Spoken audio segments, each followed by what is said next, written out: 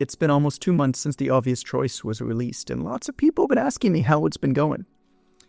If I'm honest, my answer is not great. I've been disappointed with sales, and so was my publisher. What makes it harder to swallow is how good the feedback has been almost unanimously. People who have read or listened to the book have loved it. The reviews across both Amazon and Goodreads, they reflect this. The problem, though, is that not many people have given the book a chance. Now, this disconnect between quality and reach, it's not unique to books. It's the universal challenge of any worthwhile creation. How do you get your best work in front of the right people? I'm not an exceptional person, but I am a grower. I do have the ability to look at my shortcomings and improve for the future. So I'm sharing 5 crucial lessons I've learned from this experience, not to complain, but to illuminate the path for anybody bringing something valuable into this noisy world. Whether you're launching a product, sell a service, creating art, these 5 lessons transcend any specific field. Positioning, the art of framing value. People buy business books because they're hoping for frameworks to solve their immediate problems, getting more leads, improving sales, scaling staff. Choice isn't like that. It's a self-help book disguised as a business book. It's about finding your way in a world gone mad, one that's designed to distract you. But it was positioned as a book to help you make more money.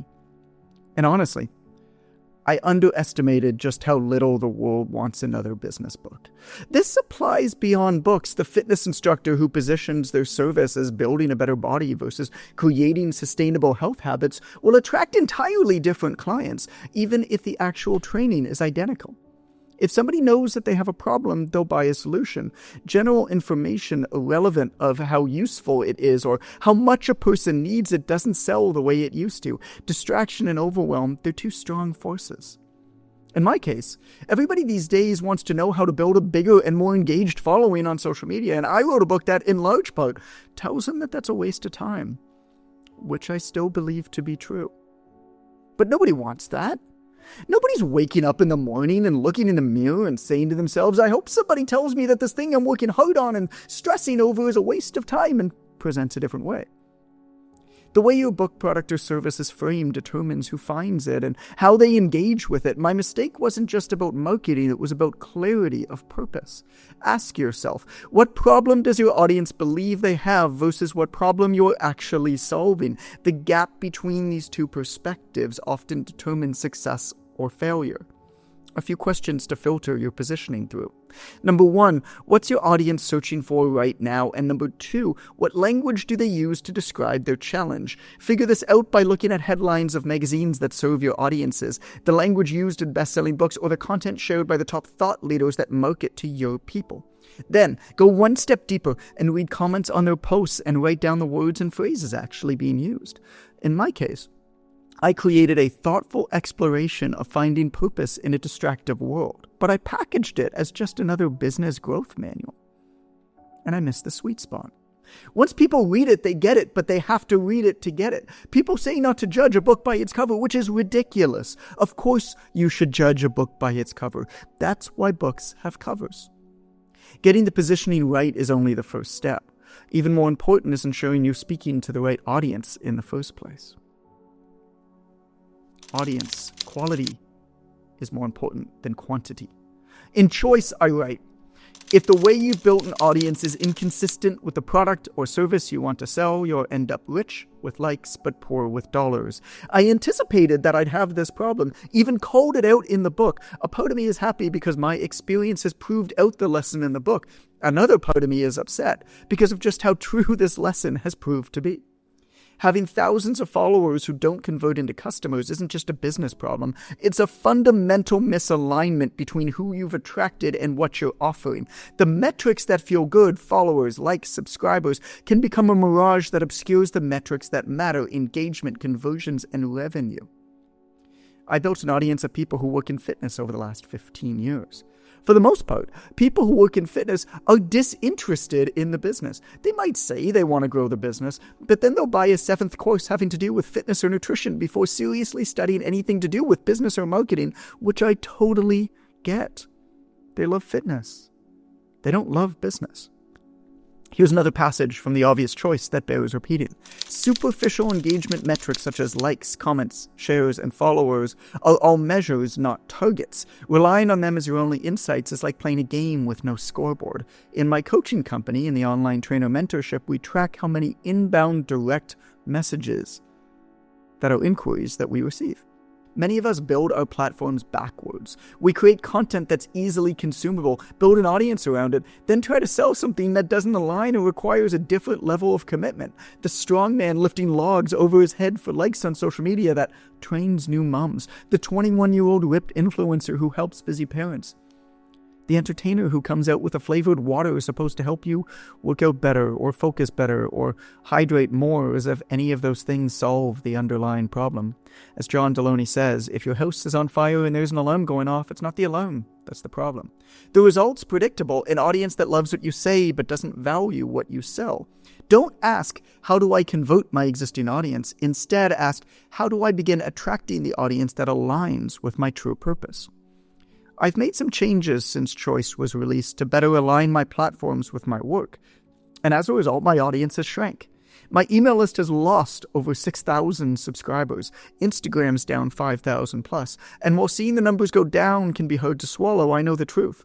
Metrics are like a spotlight, said Jonah Berger, who's a marketing professor at Wharton, wrote Contagious: Why Things Catch On. He said, they shine attention on something. If that's what we want to optimize, great, but if it's not, we need to be careful because it may encourage us to optimize whatever it's focused on. Goodhart's law states, when a measure becomes a target, it ceases to be a good measure. Superficial engagement metrics such as likes, comments, shares, and followers are all measures, not targets. Relying on them as your only insights is like playing a game with no scoreboard. I'm still hopeful that the book will expand outside of the fitness industry. Going in, I knew that this was going to be a mountain that I have to climb, but if it happens, it's going to take a long time. Last week, a trainer that bought my book told me that she gave a copy to her partner who's a real estate agent. She said that agent read it, then immediately bought copies for the 10 realtors that worked in her office. I hope more of that happens, but hope's an opiate, not a strategy. Which is why I need to move into other markets, and that's going to be hard, because when you change focus, you start over. Once you've aligned your offering with the right audience, you'll still face another challenge: the contextual nature of influence. Influence, the contextual boundaries of your authority. In the fitness industry, I can get a lot of people to answer my messages. In other industries, not so much. What we perceive as global status is actually a collection of micro-reputations, each confined to its own ecosystem. Your authority isn't a portable asset you carry from space to space. It's deeply embedded in the relationships, in the history, in the social proof you built with specific communities. This isn't just about fame or follower counts. It's true for all forms of credibility. The respected professor who switches universities and has to reestablish classroom rapport, the business leader who moves industries and finds their expertise questioned, the community leader who moves homes and becomes just another neighbor. John Berardi sent me a text one day. He co-founded Precision Nutrition, sold it for close to $200 million. The guy is now all in on youth athletic coaching, starting over in a new field. Something he said stuck with me. He said, it's important to note when starting any new gig, you sort of start over the stage as a yes from scratch, regardless of where you were at in your previous life. This reality hit me hard during my launch. I got ignored by people I thought would respond: the self-publishing guru, the online course expert, the newsletter wizard, each with smaller platforms than mine.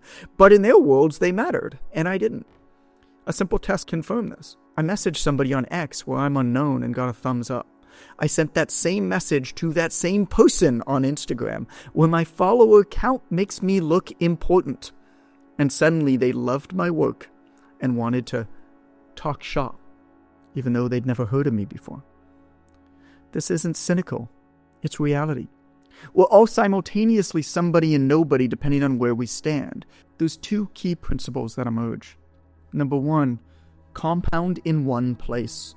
There's immense value in building deep reputation in one field over time. Reputation compounds when you stay consistent within a specific context.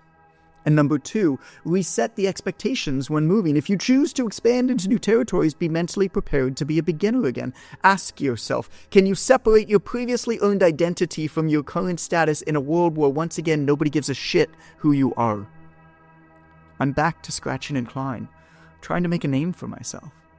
Back in the good old days, I'd stay up late after clients and write articles in the corner of my one-bedroom apartment, hoping, begging anybody would pay attention. Well, it's 6 a.m. on a Sunday morning, and here I am again, writing an article.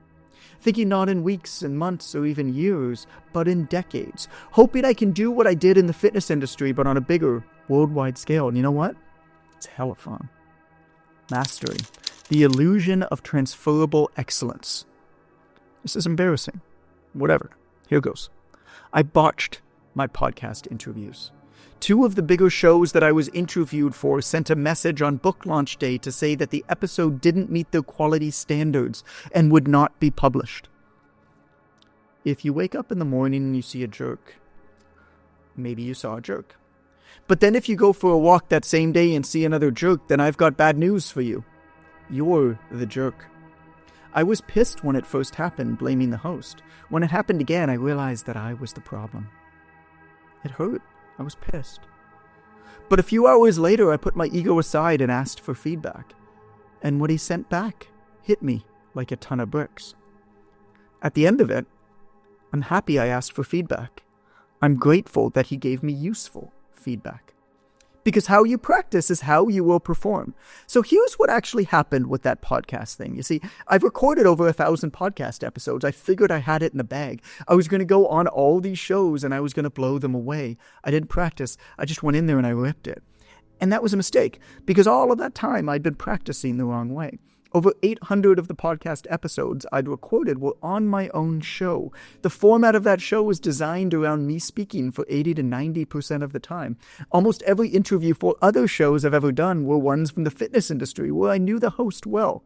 It was a natural conversation between friends. Neither prepared me to be interviewed by well-prepared hosts to audiences who didn't know me. What looks like transferable expertise often contains hidden contextual elements we don't recognize until we fail. The skills that make you exceptional in one environment may be precisely what undermines you in another. Mastery is highly contextual. There's examples everywhere. The star employee who struggles after promotion to management, the successful small business owner who fails when scaling up. How bad of a basketball coach Michael Jordan was. Remember that? All examples of how mastery in one context don't automatically transfer to another.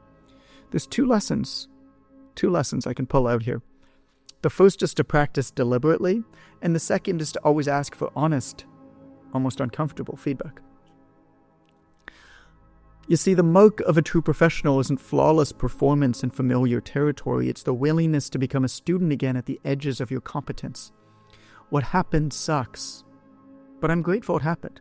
It exposed me to an area of improvement. Putting yourself out there and stretching at the edge of your comfort and competency will show you where you need to improve. But there's an even deeper lesson about expectations that completes this journey.